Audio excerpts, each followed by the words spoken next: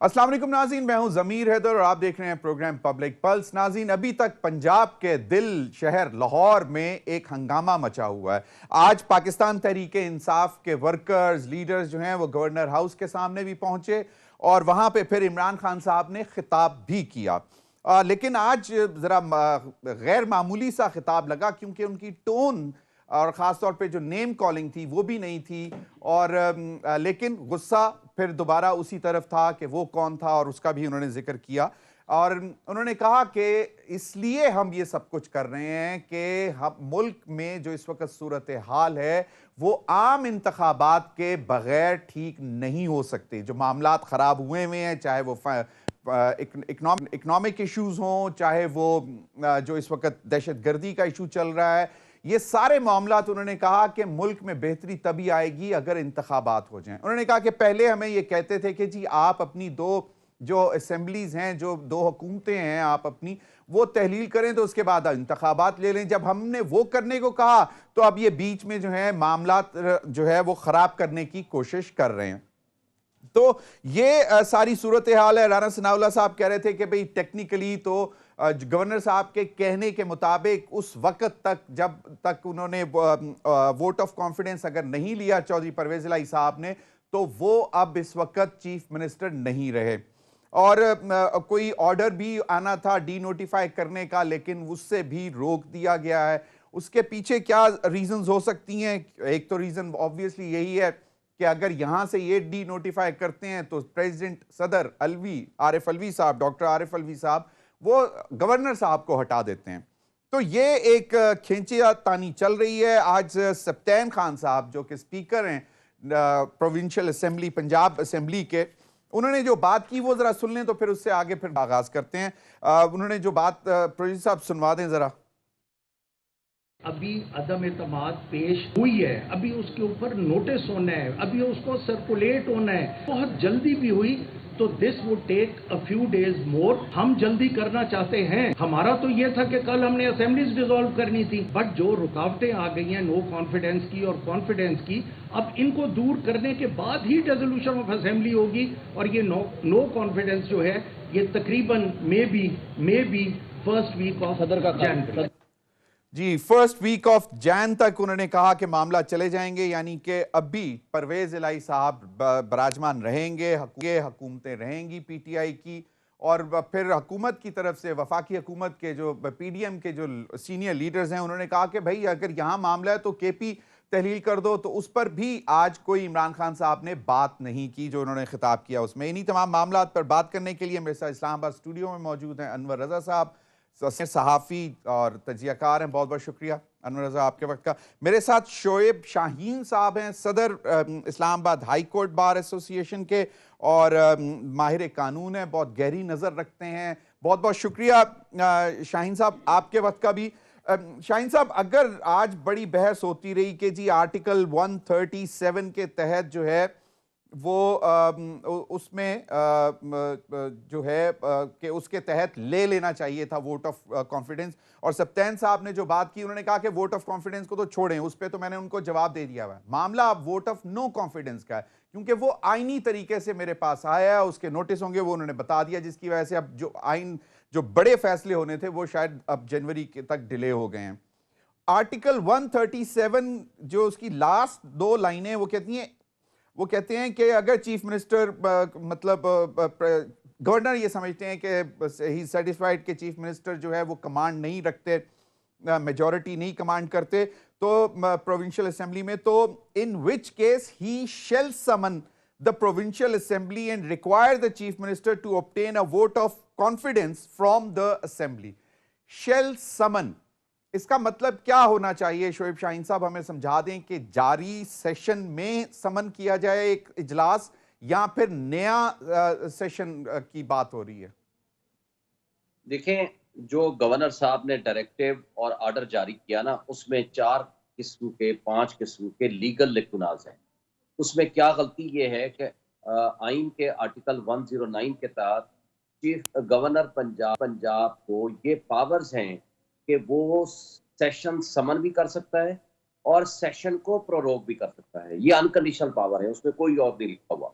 फिर इसके साथ अगर आर्टिकल 130 सब आर्टिकल 7 पढ़ा जाए तो इन दोनों को जब मिला के पढ़ेंगे और इसके साथ रूल्स ऑफ बिजनेस को, प्रोसीजर एंड बिजनेस को आप पढ़ेंगे, तो इसका तरीकाकार ये था कि गवर्नर साहब सबसे पहले स्पीकर के सेशन जो जारी था उसको वो प्रोरोग करते, उसको प्रोरोग करने के बाद फिर एक नया ऑर्डर जारी करते और फिर वो चीफ मिनिस्टर को रीजनेबल टाइम देते। रीजनेबल टाइम ये जजमेंट मेड लॉ ने दिया है, क्योंकि आइन में अगर कुछ टाइम बाउंड नहीं लिखा तो फिर ये नहीं हो सकता कि 1 घंटे के नोटिस पे कह दें। ये नहीं हो सकता कि रात को 10 बजे उनको ख्याल आए और सुबह के 8 बजे कहें कि जी आप इजलास बुलाओ और उसमें अपनी आप अक्सरियत साबित करो। तो इसलिए ये कहा गया है कि there should be a reasonable time. अब रीजनेबल टाइम के 2 तरीके हो सकते हैं। एक है जो मंजूर भट्टू केस में 10 दिन दिया गया, दूसरा है जो अभी विद कंसेंट ऑर्डर किया उमरता बदियाल साहब ने हमजा शहबाज और परवेज इलाही के इसी इशू के ऊपर, तीसरा है जो नो कॉन्फिडेंस मोशन का आर्टिकल 136 में टाइम दिया गया है। उसमें ज़ाहिर है कोई भी 20% जो मेंबर्स हैं वो अगर मोशन मूव करेंगे नो कॉन्फिडेंस मोशन, उसके ऊपर नोटिस होगा, उसको सर्कुलेशन में आएगा और वोटिंग के लिए 3 से 7 दिन लगेंगे, यानी टोटल फिर वही 10 दिन का पीरियड बनता है। तो जब रीजनेबल टाइम उनको देते, फिर उसके बाद इसके अंदर क्या लीगल लकुना है वो इसमें मैं गुजारिश करता हूं आपको है। फर्दर ये है कि नो कॉन्फिडेंस मोशन आ गई है, तो जब नो कॉन्फिडेंस मोशन आ जाए अंडर आर्टिकल 136 तो उसको कोई और एजेंडा सेशन में नहीं लाया जा सकता, उसको अपने हतमी नतीजे तक पहुंचाना होता है। वो हतमी नतीजा ज़ाहिर 23 को इजलास बुला लिया स्पीकर साहब ने और वो 7 दिन लगते हैं, 5 दिन लगते हैं, 6 दिन लगते हैं, वो कल्मिनेट हो जाएगा जो भी उसका अंजाम होगा। अगर तो वो अदम एतमाद कामयाब हो जाती है तो चीफ मिनिस्टर साहब वैसे भी नहीं रहेंगे, अगर वो नाकाम हो जाती है तो इसका मतलब एतमाद है। फिर उसके अंदर आर्टिकल 130 सब आर्टिकल 7 में ये लिखा हुआ है there should be a satisfaction by the governor itself. अब उनके पास सेटिस्फेक्शन के 2-3 तरीके थे। एक तो ये था कि पीटीआई के लोगों ने उनको लिख के दिया हो कि जनाब हमारा इसके ऊपर एतमाद नहीं रहा। दूसरा ये है कि पीएमएलक्यू के उन लोगों ने लिख के दिया हो कि जनाब हमारा इसके ऊपर एतमाद नहीं रहा, वो भी इसमें मिसिंग है। फिर इसमें मेलाफाइडी एंड एक्सटेनियस कंसिडरेशन बहुत शामिल हो जाती है। अगर आप पीडीएम के वफाकी वज़रा के बयान आप देख लें तो इसका मतलब है कि वो पॉलिटिकली मोटिवेटेड उनकी मूव है, उनकी अपनी सेटिस्फेक्शन नहीं है, इसका मतलब है उसमें बदनीयती है। फिर सबसे बढ़कर जो इसमें लीगल लकुना है, ये जो डायरेक्टिव और आर्डर था इन्होंने स्पीकर को भेजा, इन्होंने चीफ मिनिस्टर को नहीं भेजा कि जनाब आप जाएं एतमाद का वोट लें। उन्होंने तो एतमाद का वोट लेने का डायरेक्टिव जो जारी करना था अंडर आर्टिकल 130 सब आर्टिकल 7 में, वो चीफ मिनिस्टर को करना था। और जब इन्होंने स्पीकर को लिखा और स्पीकर ने उसी के ऊपर रूलिंग दे दी, जब स्पीकर की रूलिंग आ जाए उसको जब तक कोई कोर्ट ऑफ लॉ से डिसाइड ना करे, क्योंकि he is the custodian of the house, और उसके बाद उनकी जो रूलिंग है जैसे दोस्त मोहम्मद मजारी की आई या कासिम सूरी की आई कोर्ट ऑफ लॉ में की, कोर्ट ऑफ लॉ ने सेटल किया, उसको डिक्लेयर किया अनकॉन्स्टिट्यूशनल, तो जब तक वो रूलिंग सेटिस्फाइड नहीं होती तब तक गवर्नर साहब अज खुद तसव्वुर नहीं कर सकते तो ये रूलिंग ऑटोमेटिकली खत्म हो गई है, वो कह दें कि नहीं आपकी रूलिंग की कोई हैसियत नहीं है। That can not be said in this manner. सही। फिर एक और बड़ी अहम बात इसमें हुई है जो कि गलत बात है। देखिए सुप्रीम कोर्ट ने तय कर दिया है कि जो पार्लियामानी लीडर होता है वही असल में डायरेक्टिव दे सकता है और उसका एतमाद होता है अपने मेंबर्स को कहे कि जी कहाँ वोट देना है, नो कॉन्फिडेंस में या वोट ऑफ कॉन्फिडेंस में।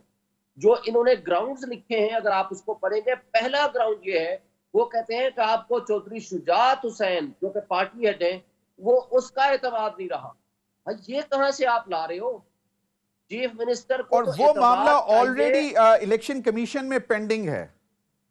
जी, एक तो पेंडिंग है, दूसरी बात यह है कि सुप्रीम कोर्ट ने हमजा शहबाज के केस में और प्रेसिडेंशियल रेफरेंस में यह तय कर दिया है कि पार्लिमानी लीडर जो होगा असेंबली का उसका उसके कहने पे चलेगा, जो आगे जो वोट ऑफ कॉन्फिडेंस और नो कॉन्फिडेंस पे वोट देना है सही। उसमें ये नहीं चलेगा कि पार्टी हेड के कहने पे ये फैसला होगा। तो लिहाजा वो जो ग्राउंड्स हैं वो भी डिस्प्यूटेड हैं, अनकॉन्स्टिट्यूशनल एंड इलीगल है। तो ये अगर सारी चीजों को सामने मद्देनजर रखें तो हम बजा तौर पर कह सकते हैं कि उनका जो फैसला है वो किसी लिहाज से लॉ के मुताबिक या कानून और आइन के मुताबिक दुरुस्त नहीं है। सही। तो उनको चाहिए था बिल्कुल कि वो वेट करते शोएब शाहीन और अदम एतमाद को फाइनलाइज होने देते और उसके बाद फैसला करते। सही सही बिल्कुल सही फरमाया शोएब शाहीन साहब। लेकिन जो बेसिक क्वेश्चन था कि रूलिंग के ऊपर भी जो रूल्स ऑफ प्रोसीजर हैं पंजाब असेंबली के 209A वो बहुत क्लियर है कि वो that can not be called in question and shall be final, वो भी ठीक हो गया।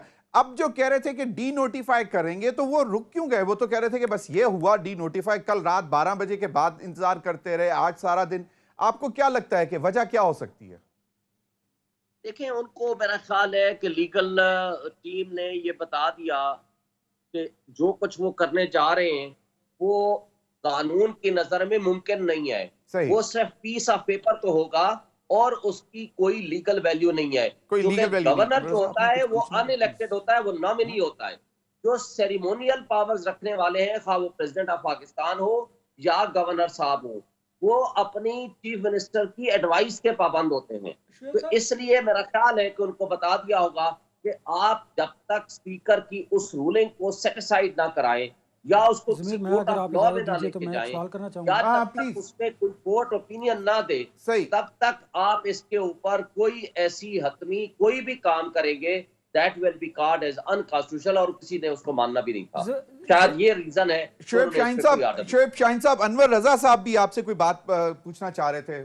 शोएब साहब, ये फरमाइएगा कि अगर यही पॉलिटिकल डिस्प्यूट रहा और दोनों तरफ से आइन और कानून को अपनी अपनी इंटरप्रिटेशन की गई, तो आप समझते हैं कि मामला अदालत में जाएगा और पहले की तरह फिर अदालत ही कुछ डिसाइड करेगी? देखिए, मेरा ख्याल है कि इसमें पीटीएम के दोस्तों की ख्वाहिश होगी कि ये मैटर कोर्ट में चला जाए, क्योंकि अगर वो कोर्ट में जाता है तो उसमें टाइम लग जाएगा और जो टाइम लगेगा तो उसका डायरेक्ट फायदा जो है वो उठाएंगे पीटीएम के लोग अगर कोर्ट में जाता है तो। वरना तो इनको बड़ा आसानी के साथ ये वोट ऑफ नो कॉन्फिडेंस को निपटाएं, और वो परवेज इलाही और पीटीआई के लोग तो कह रहे हैं हमें तो कोई इतराज नहीं, रीजनेबल टाइम दें, हम वोट ऑफ कॉन्फिडेंस भी ले लेते हैं। क्योंकि अब कोई बंदा, कोई भी मेंबर असेंबली अफोर्ड नहीं कर सकता अपने आप को डी सीट कराना इस तरह। इन ब्लॉक तो शायद कर लें, क्योंकि इसमें तो लॉ आ गया कि जो वोट ऑफ कॉन्फिडेंस या नो कॉन्फिडेंस पे अगर कोई वोट पार्टी लीडर के पार्लियामानी लीडर के बगैर देगा तो वो अपनी डी सीट हो जाएगा, डिस्क्वालीफाई हो जाएगा, 63A उसके ऊपर लग जाएगा और उसका वोट भी काउंट नहीं होगा। तो मेरा ख्याल है उनके पास अक्सरियत तो है, लेकिन टाइम चूंकि अनरीजनेबल था, उन्होंने एतमाद का वोट नहीं दिया। मेरा ख्याल ये है कि ये कोर्ट में पीटीआई वाले तो नहीं चाहेंगे कि लेके जाएं, लेकिन पीटीएम के दोस्तों की ख्वाहिश होगी तो वो लेके जाएं ताकि टाइम निकल जाए आगे। और वो जब अगर मामला कोर्ट में चले जाते हैं तो फिर यकीनन कोई भी डिसीजन नहीं ले सकेंगे चीफ मिनिस्टर, और वो तजवीज़ नहीं भेज सकेंगे असेंबली डिसॉल्व करने की। शोएब शाहीन साहब, अभी वक्त हुआ एक ब्रेक का। ब्रेक के बाद हमारे साथ कुल फारूक साहब भी होंगे, सीनियर रहनुमा पाकिस्तान मुस्लिम लीग नून, और गुल जफर खान साहब पाकिस्तान तहरीक इंसाफ के भी हमारे साथ मौजूद होंगे। नाज़रीन, वक्त हुआ एक ब्रेक का, हमारे साथ रहिए।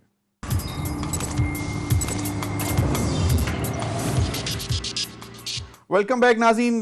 सदीकुल फारूक साहब और गुल जफर खान साहब पीटीआई के, सदीकुल फारूक साहब पीएमएलएन के सीनियर लीडर, वो हमारे साथ मौजूद हैं। सदीकुल फारूक साहब के पास वक्त ज़रा कम है, वो कहीं मसरूफियत से अपने उन्होंने टाइम निकाला है।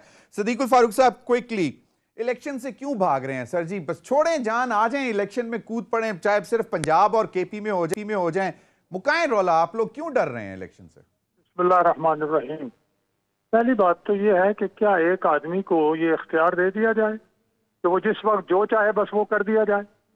अभी आप जो इलेक्शन हैं वो फ्री और फेयर हुए हैं। पाकिस्तान की तारीख में एक जैसे इलेक्शन ही नहीं हुए जो 2018 के इमरान खान ने कहा कि वही असम्बलियाँ हैं। ये उसी के नतीजे में असम्बलियाँ हैं जनाब, जो इमरान खान के बकौल पाकिस्तान की तारीख में इससे ज़्यादा फेयर इलेक्शन नहीं हुए थे। इन्हीं असम्बलियों के नतीजे में इनकी हुकूमतें बनी और इमरान खान वज़ीर आज़म बने। इन्हीं में अदम एतमाद हुई और इमरान खान हटे। उन्हीं के अपना एतमाद के वोट से शहबाज शरीफ से वज़ीर आज़म बने। इमरान खान जो कहेगा हम मानते चले जाएंगे। क्यों? कोई आसमान से उतरा हुआ है, उस पर वही नाज़िल होती है, खुदा ना खास्ता। सर वो नहीं कह रहा है सर, इमरान खान नहीं कह रहा सर, आइन कहता है सर, इमरान खान नहीं कह रहे सर। आपके मुतअद्दिद वुज़रा ने ये डिमांड की थी, जिसको इमरान खान साहब ने कहा कि चलो मैं इनकी डिमांड पूरी कर देता हूं। वो आपकी डिमांड पूरी कर रहे थे कि जो आप लोग कह रहे थे कि जी आप जो अपनी दो आपकी सूबाई असेंबलियां हैं इनको तहलील करें और इंतखाबात ले लें हमसे।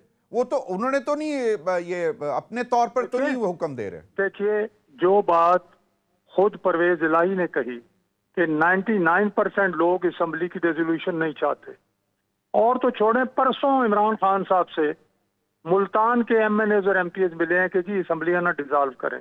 उनकी अपनी पार्टी के अंदर ये मामला चल रहे हैं, और उससे पहले 26 नवंबर को उन्होंने खुद ये कहा था हम असम्बलियों से इस्तीफे दे रहे हैं। उन्होंने डिसोल्यूशन की बात भी नहीं की थी, आप जरा देखें। लेकिन उसके बावजूद मैं फिर ये कहूंगा कि असम्बलियों की जो मुद्दत आइन में है वो हम उस तक जाना चाहते हैं, और किसी को ये हक नहीं है। मुतालबा करता रहे, वो जो आइन कहता है हम उसके मुताबिक चलेंगे। सही, चलें। बहुत बहुत शुक्रिया सदीकुल फारूक साहब, आप ने अपनी मसरूफियत में निकाला, हमारे पास PMLN का पॉइंट ऑफ व्यू भी आ गया।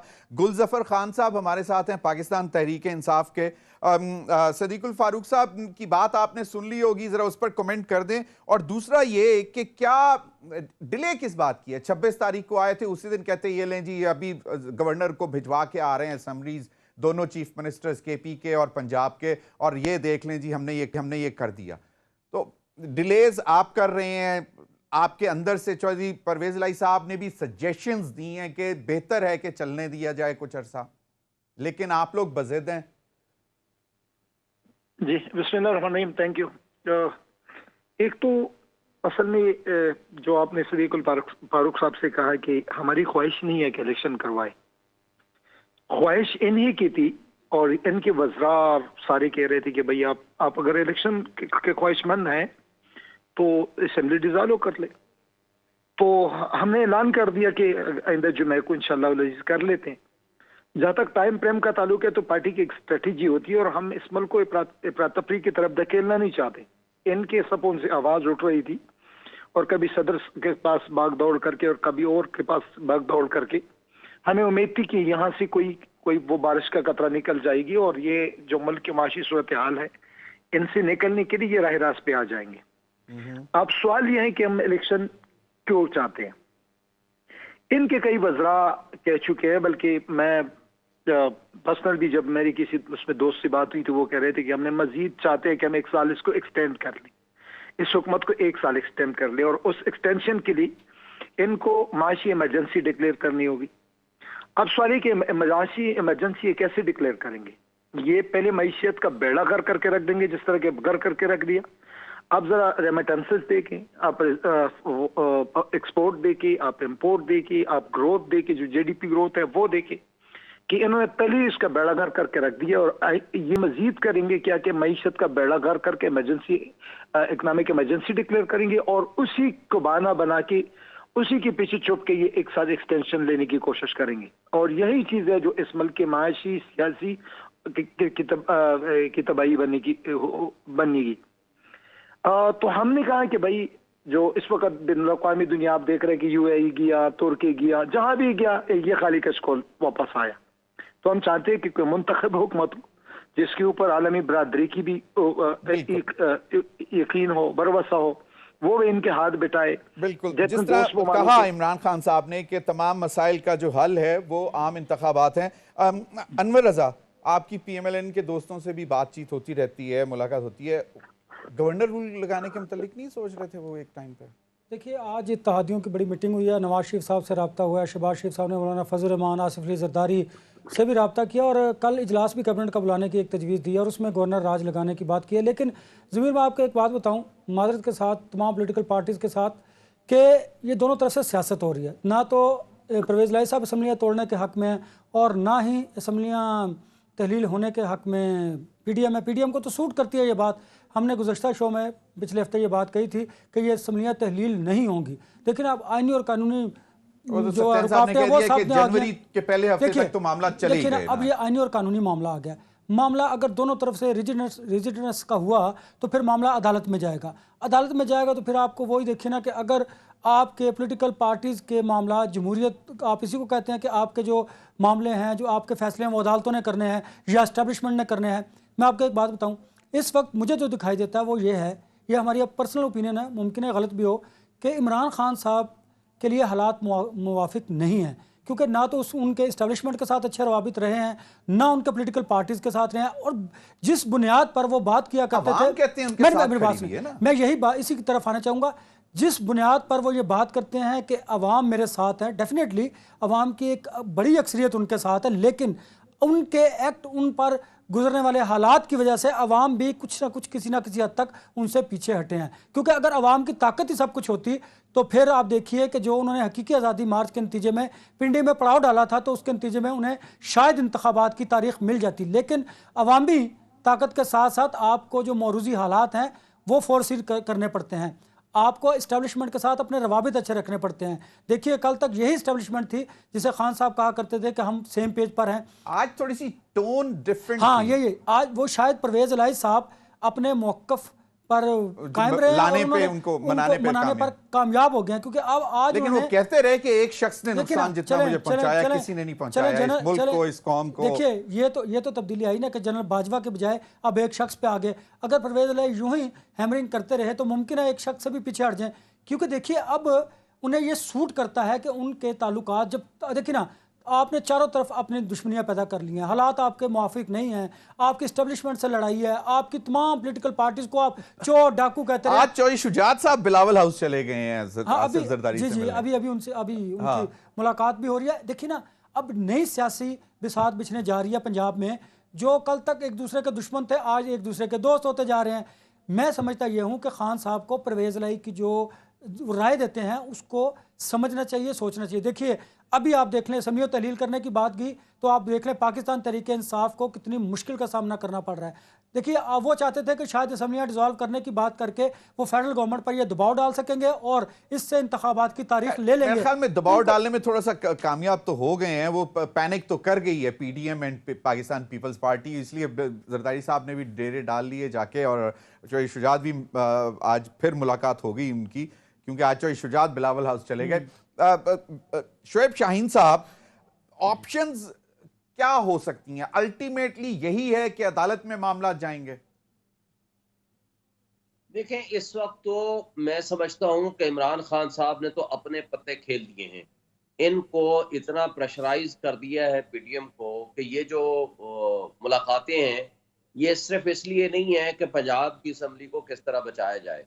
ये सारी बातें बहरहाल अंडर डिस्कशन होंगी कि इसको इलेक्शन को 3 महीने 4 महीने पहले ले आया जाए और इनको मना लिया जाए कि आप इलेक्शन जो मार्च में लेना चाह रहे थे आप इसको मई जून में ले जाइए या जुलाई में ले जाइए। तो ये कोई दरमियानी रास्ता निकालने की कोशिश ज़रूर हो रही होगी किसी ना किसी जगह पे।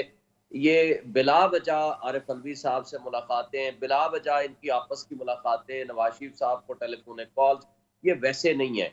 एक बात तो है कि खान साहब ने इनको इतना मजबूर ज़रूर कर दिया है, क्योंकि अब 2 बातें बड़ी अहम है। अगर तो एस्टेब्लिशमेंट वाकई ए पॉलिटिकल रहती है, जो कि बहुत ज़्यादा अपना रोल अदा नहीं करती इमरान खान साहब को डिस्क्वालीफाई कराने में, या उनके बंदों के खिलाफ उस तरह पर्सनल किस्म की जो वायलेशन ऑफ ह्यूमन राइट्स हो रही थी और उस तरह का तर्ज अमल जो टेलीफोनिक कॉल्स, रॉन्ग नंबरों से कॉल या प्राइवेट नंबरों से कॉल्स, वो चीज़ें अगर बंद हो जाती हैं तो मेरा ख्याल है कि फिर सियासतदानों को एक मौका मिलेगा कि ये बैठ के अपने मसाइल को हल करने की कोशिश करें। और दूसरी बात, पीडीएम की सिर्फ एक ही ख्वाहिश है कि किसी तरीके से हम अंडर प्रेशर आए बगैर कोई वाया मीडिया निकल जाए कि जिस अंदाज और तरीके से हम अपने बात भी मनवाने में कामयाब हो जाएं और हमारी वो सुबकी या वो सुबकी ना हो और फेस सेविंग हो जाए, फेस सेविंग भी मिल जाए। ये बात तो दोनों तरफ है। शोएब शाहीन साहब, लेकिन एक चीज और कि जो पूरी कोशिश है इस वक्त पीडीएम और पाकिस्तान पीपल्स पार्टी की, वो है इमरान खान साहब को नाअहल कराना। मनी लॉन्ड्रिंग केस, फिर तोशाखाना केस, और फिर एक और जो अब दोबारा पिटीशंस चली गई हैं उनकी एक साहबजादी के हवाले से जो विच इज़ वेरी पर्सनल, लेकिन वो उस तरफ भी लेके जा रहे हैं। तो यही बेसिकली तो उनका ड्रीम जो इस वक्त वफाकी हुकूमत है उसका यही है कि इमरान खान साहब कहीं बिल्कुल नाअहल हो जाएं तो फिर लेवल प्लेइंग फील्ड मिल जाएगी और फिर नवाज शरीफ साहब भी आ जाएंगे। देखिए ये बात तो दुरुस्त है। पहले तो उन्होंने कोशिश की कि इनको एलिमिनेट कर दिया जाए। इस तरह अटैक तो नहीं हुआ, कोई मोहब्बत में तो उसके ऊपर अटैक नहीं हुआ, गोली की कोई आंख तो होती नहीं है कि वो उसमें टांग में लगती है या अल्लाह माफ करे किसी वाइटल पार्ट में लगती है, अल्लाह ने उनको जिंदगी रखी, वो बच गए। दूसरी, अब एफर्ट्स पहले दिन से हो रही है।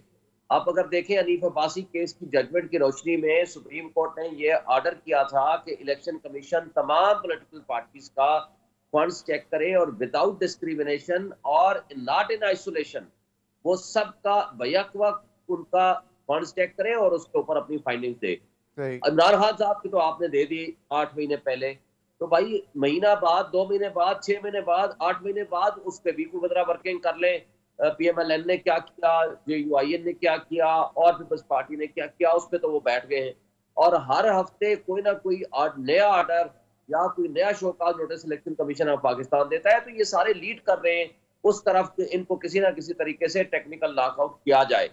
लेकिन जो इमीडिएट खतरा है इमरान खान साहब के लिए, मेरा नहीं ख्याल कि इस वक्त कोई इमीडिएट खतरा होगा। देखें 3-4 मुकदमे, 29 तो FIR हैं, वो तो ज़ाहिर ट्रायल की स्टेज है, उस पर चलेगा।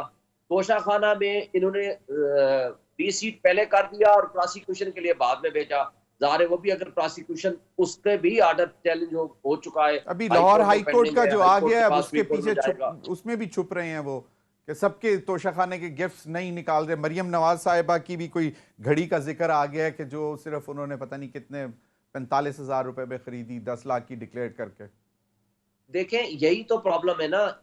ये हमारे एक वकील साहब ने एप्लीकेशन दी, उन्होंने कहा कि ये कॉन्फिडेंशियल है, हम नहीं दे सकते, और high court, Lahore high court ने ऑर्डर कर दिया नहीं सारा रिकॉर्ड लेकर आइए। अगर एक शख्स के तो कॉन्फिडेंशियलिटी नहीं है, उनके तो आपने सबके सब डिक्लेयर कर दिए, और जो बाकी लोग हैं जो इलीगल रूल के बरक्स, देखें इसमें तो कोई रूल की वायलेशन तो नहीं है, बिल्कुल वो 20% या 50% लेके आप ले सकते हो, उसके बाद आपकी प्रॉपर्टी है, चाहे आप फेंके, रखे, बेचे, जो करना है। लेकिन रूल की वायलेशन में नवाज शरीफ साहब, आसिफ अली जरदारी साहब और यूसुफ रजा गिलानी साहब गाड़ियां ले गए क्योंकि रूल के मुताबिक आप गाड़ी दे ही नहीं सकते, किसी सूरत ले ही नहीं सकते। बिल्कुल, वो सेंट्रल पूल में जाती है अगर जाए भी तो ये ऐसा ही है, कैबिनेट के सेंट्रल पूल में। बिल्कुल, इस पर जरा थोड़ी सी और भी बात करेंगे, अगर इजाजत दें तो मैं जरा गुल जफर खान साहब से पूछना चाह रहा था कि गुल जफर खान साहब मुझे ये बताएं कि इमरान खान साहब को मशवरा चौधरी परवेज इलाही साहब ने, और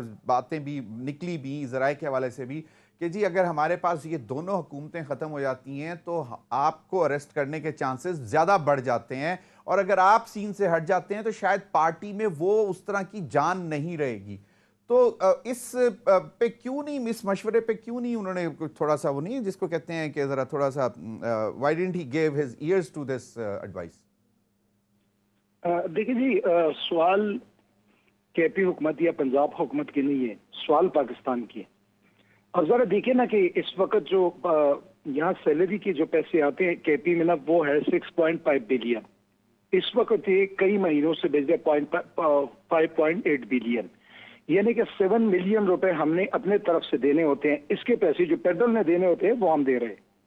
इस वक्त जो मर्जर्स ला के पैसे हैं 50 बिलियन रुपए इन्होंने रिक्वायर के डेवलपमेंट फंड का, और 189 बिलियन जो है वो KP के डेवलपमेंट साइड का जो इन्होंने पैसे रिक्वायर। आप जब इनके पास, इनके वजीर कह रहे हैं कि हमारे पास जाहिर खानी के पैसे नहीं है, और आप देख रहे हैं कि SDG के पैसे उनके अपने मैनेज के रिलीज नहीं हो पा रहे, तो हम ये कह रहे हैं कि पाकिस्तान माशी लिहाज से किस तरफ जा रहे हैं। आप हमें पंजाब, इस वक्त पूरे पाकिस्तान की तो हमारी हुकूमत है, कश्मीर से लेकर गिलगित तक, और पंजाब और KP में, लेकिन हम पाकिस्तान को की खातिर ये सब कुछ कर रहे हैं कि पाकिस्तान किस तरफ जा रहे हैं, कौन दे रहे हैं आपको? आप नेक्स्ट आपने जो पैसे डॉलर्स वापस करने वो कहां से लेकर आएंगे? आप जरा किसी ना गरीब के पास जाकर पूछते कि इनका क्या हाल हुआ है। यही सवाल खान साहब को जो उठा रहे बार बार कि भाई छोड़े पंजाब हुकूमत को, आप ही हुकूमत कर ले, बता दीजिए जब हम जा रहे थे हमने 22 बिलियन डॉलर छोड़ के गए थे, क्या आपने नए मोटरवेज बनाए, नए बड़े प्रोजेक्ट बनाए? बता दीजिए कितने पैसे इस वक्त पड़े, आपके मुबादले के ज़खायर कितने, आपके तनख्वाहों के पैसे है ही नहीं, आपके डेवलपमेंट के पैसे है नहीं, आपके कर्जी के वापसी के पैसे है ही नहीं, तो आपके पास है क्या मासिवाई? वो कहते हैं इलेक्शन कराने के भी पैसे नहीं है ना हमारे पास। जी जी, वो कहते हैं इलेक्शन कराने के भी इतने पैसे नहीं है। देखिए इलेक्शन, इस वक्त तो इलेक्शन कराने के पैसे है, लेकिन ये पहुंचाना चाहते हैं उस मैच के ऊपर इनके पास फिर ये 60 बिलियन रुपए नहीं होगी। और ये मैंने पहले बता दिया कि इसी बहाने ये पे माशी इमरजेंसी डिक्लेयर करेंगे और उसके थ्रू कहेंगे, कोर्ट जाएंगे कि भाई इस वक्त हमारी ये पोजीशन नहीं है कि हम बैलेट पेपर खरीद सके, लिहाजा 1 साल इलेक्शन को बढ़ा दिया जाए। तो 1 साल में कर्जा लेके फिर बैलेट पेपर खरीदेंगे। जब एक मुल्क इस हाल पे पहुंचे हो तो उनके पास बैलेट पेपर खरीदने के पैसे न हो तो फिर कौन सा क्या जवाब बंदे को उसने इस में पाकिस्तान को चलाना। सही सही सही सही। मैं अभी ब्रेक की तरफ जाएंगे। हम ब्रेक के बाद जो है वो शुएब शाहीन साहब से भी पूछेंगे कि ये फाइनेंशियल इमरजेंसी की जो कहानियां चल रही हैं, आज एक मैं PMLN के सीनियर लीडर को भी एक निजी टीवी पर कहते हुए सुन रहा था, वो कहते हैं कि भाई हम तो फाइनेंशियल इमरजेंसी लगाएंगे, 1 साल और आगे जाएंगे। ब्रेक के बाद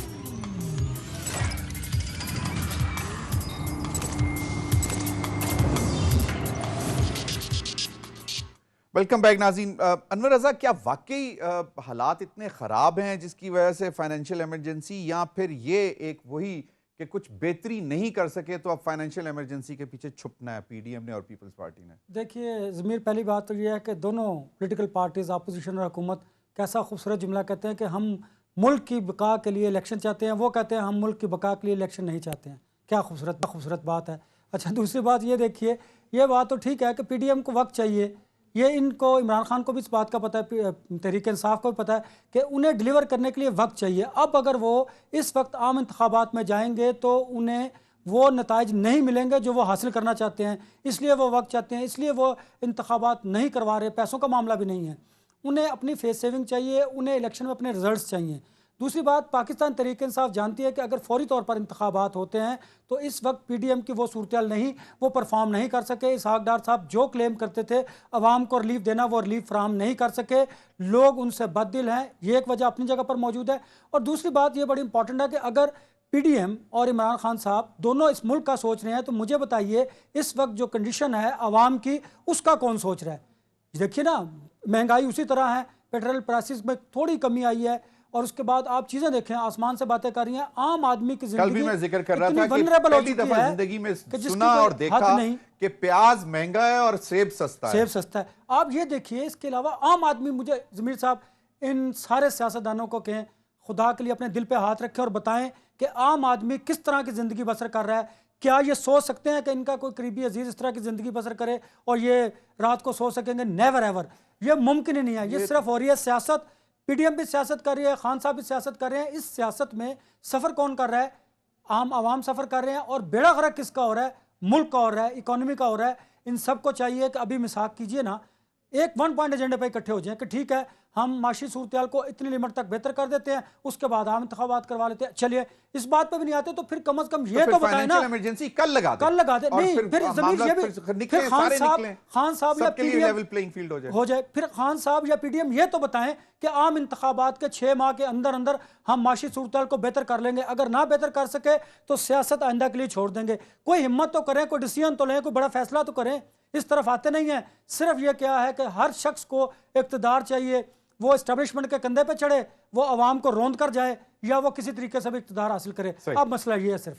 शुएब शाहीन साहब, financial emergency is an option. हालात ख़राब हैं, पैसा नहीं है, बहुत ज़्यादा हालात ख़राब हैं। बिलावल साहब कह रहे थे कि मेरे जो गैर मुल्की दौरे हैं उनसे बहुत मुल्क को फ़ायदा हुआ, फेटअप से निकले, पैसा भी आ रहा है और बड़ा कुछ, लेकिन हुकूमत कहती है कि हालात बहुत ख़राब हैं। तो अगर फाइनेंशियल इमरजेंसी ही लगानी है और वो फिर अगले साल अगस्त में जो जाके लगानी है तो कल लगा दें और फिर बता दें कि जनाब हमसे भी नहीं चल रही और हमारे भी हाथ पांव फूल गए हैं। क्या कहते हैं?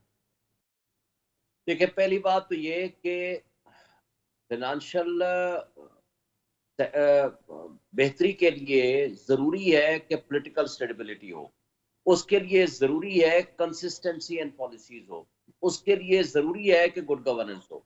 ये लोग आए थे महंगाई मुकावमात और मुल्क को महंगाई से, लोगों को महंगाई से बचाने के लिए। आप मार्च में इनकी किस्सा शुरू हुआ, आप अप्रैल से लेकर आज दिसंबर तक इनकी कारकर्दगी उठा लें। मैं इमरान खान साहब की वो 6% ग्रोथ और उनका मैं मुकाबला नहीं करना चाहता। मुल्क की सूरत हाल ये है कि 417 कंटेनर आपके शिप खड़े हुए हैं और कोई उसकी क्लियरेंस का नहीं है। एलसी आपकी खुल नहीं रही। 225 का अगर डॉलर इंटरबैंक में है तो आपको 260 रुपए पे भी नहीं मिल रहा। तो सिचुएशन तो आप वर्स्ट, इससे ज्यादा बुरी तो अल्लाह माफ करे और कोई हो ही नहीं सकती। देखें, फिनांस, इसका वाहिद हल ये है कि स्ट्रॉन्ग गवर्नमेंट आए, जो जिसका पता हो लोगों को कि ये 4 साल 5 साल हुकूमत करेगी, ये जो पॉलिसी देंगे इनमें कंसिस्टेंसी होगी, ये माशी हालात को बेहतर करने की पोजीशन में होंगे। जो भी आए उसके लिए इलेक्शन का कराया जाना जरूरी है। इस गोमगो की कैफियत में, इस अनसर्टेनिटी की कैफियत में कोई भी शख्स जिसके पास 1 रुपया भी मौजूद है वो सरमायाकारी में नहीं लगाएगा। और सबसे बढ़कर इन्होंने जुल्म ये किया पीडीएम के लोगों ने, ये जो ओवरसीज लोगों को एक आस उम्मीद लगी थी कि हमारा वोट मौजूद है और हम इस प्रोसेस ऑफ इलेक्शन में पार्टिसिपेट कर सकते हैं, इन्होंने आते साथ ही नए लॉ बदली किए, ईसीएल से अपने नाम निकाले और जाकर के ओवरसीज के वोट खत्म कर दिए। उनका ट्रस्ट डेफिसिट हो गया। आज आपके पास जो रिमिटेंस आनी थी वो हुंडी हवाला के जरिए आ रही है, जहां लोग पैसे नहीं भेज रहे वो वहीं रख के बैठे हुए हैं। और इस अनसर्टेनिटी की कैफियत में हमारे अपने पाकिस्तानी यहाँ पैसा रुपया लगाने को तैयार नहीं। तो इसका वाहिद हल, विदाउट सेइंग कि इमरान खान साहब क्या कहते हैं, वाहिद हल इसका इलेक्शन है। ताकि अच्छा, मैं आज कॉन्स्टिट्यूशनल हिस्ट्री ऑफ पाकिस्तान पढ़ रहा था, 1958 में यही अल्फाज इस्तेमाल किए थे जो आज बिलावल साहब या पीडीएम के लोग कह रहे हैं।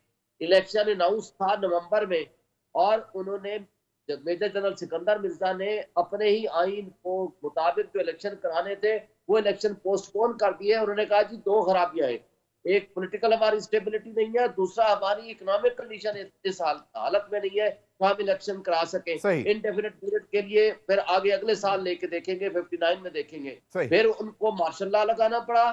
फिर मार्शल लॉ एडमिनिस्ट्रेटर जो था उसने कहा भाई तुम्हारे कंधे इस्तेमाल करके ही मैंने अगर इक़्तिदार में तुम्हें देना है, तो उसने खुद मार्शल लॉ लगा दिया और उसका अंजाम आपके सामने है। फिर किस तरह हम आगे चले और फिर एक एग्जैक्टली, बिल्कुल बिल्कुल की जो लड़ाई रही, बिल्कुल तो ये सारी चीजें। मैं सर, मेरे पास वक्त कम है, जरा मैं गुलजफर खान साहब से, खान साहब क्यों नहीं बैठ जाते? बैठे हैं, तमाम पॉलिटिकल पार्टीज बैठ जाएं, कोई मुल्क के लिए भी, जिस तरह अनवर रजा कह रहे थे कि चलें 4 महीने 5 महीने कुछ कोई टाइम एग्री कर लें कि भाई इसके बाद इलेक्शन हो जाएगा, आप भी जरा आराम से बैठ जाएं और हम भी बैठ जाते हैं।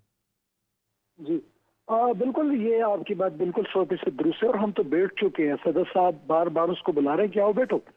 एक नंबर 1। नंबर 2 ये कि अनवर साहब कह रहे थे कि कोई है जो आवाम की सोच रही है। यही बात खान साहब ने करते हैं, मुसलसल करते हैं कि भाई हम जब पेट्रोल को खरीद रहे थे $115 के ऊपर पर बैरल, तो हम 150 के दे रहे थे। आप जब ये 75 के खरीद रहे हैं तो ये 250 के दे रहे हैं या 220 के दे रहे हैं। तो यही चीज है जो आवाम के ऊपर बोझ बढ़ रही है। दूसरी बात ये कि उस वक्त माशी तरक्की 28 पे ग्रोथ कर रही थी, जो स्मॉल मैन्युफैक्चर रहेंगे वो 12 पे ग्रोथ कर रही थी। तो इसी तरह होती है ना मुल्क की तरक्की। हम $22 बिलियन के छोड़ के गए, यह भी इनके पास। आप जरा देखिए कि इसकी पोजीशन क्या है। तो जिस तरह की शाहीन साहब ने फरमाया कि इन चीजों के लिए पॉलिटिकल स्टेबिलिटी होनी चाहिए, तो कैसे आएगी? वो उसने ऐसी आनी है कि आप जरा बता दें कि इस वक्त हुकूमत किसकी है? 13 पार्टियों की है ना, किसी एक पार्टी की तो नहीं है। तो ये कल कहेगी भाई पीपल्स पार्टी वाली कहेगी हमारी तो हुकूमत नहीं थी, पीएमएलएन की थी, पीएमएलएन वाली कहेगी नहीं नहीं वजीर खारिजा उनका था जिन्होंने 2 बिलियन एक खर्चे के ऊपर, एक दौरे के ऊपर खर्च किया था। तो जब हमारी हुकूमत थी तो हम 72 लाख रुपए में प्राइम मिनिस्टर का दौरा करवाता अमेरिका का। इस वक्त प्राइम मिनिस्टर और दूसरी फॉरेन मिनिस्टर के दौरे पे 3 बिलियन रुपए खर्च हो चुके हैं। ये कोई इंसाफ है? आपका पॉइंट आ गया। मैं एक फाइनल कमेंट 30 सेकंड्स अनवर रजा। मैं बताऊं, जब आम इंतखाबात हो जाएंगे, मेरी आज 22 दिसंबर, ये नोट कर लीजिए, फिर जो हारेगा वो कहेगा हम इस इंतखाबात को मानते नहीं, फिर एक नई मुल्क में डिबेट शुरू हो जाएगी। फिर सारे सियासतदान यही कहेंगे कि अब भी सियासी इस्तेहकाम नहीं, इसलिए माशी इस्तेहकाम नहीं आ रहा। तो खुदा के लिए कल बैठने के बजाय आज बैठिए, सख्त फैसले कीजिए, इसलिए कि ये मुल्क है तो हमारी सियासत भी और हम सब भी हैं। सही, बहुत बहुत शुक्रिया अनवर रजा, गुलजफर खान साहब, सदीकुल फारूक, शोएब शाहीन साहब। नाज़रीन अब तक के लिए इतना ही, इजाज़त दीजिए, अल्लाह हाफ़िज़।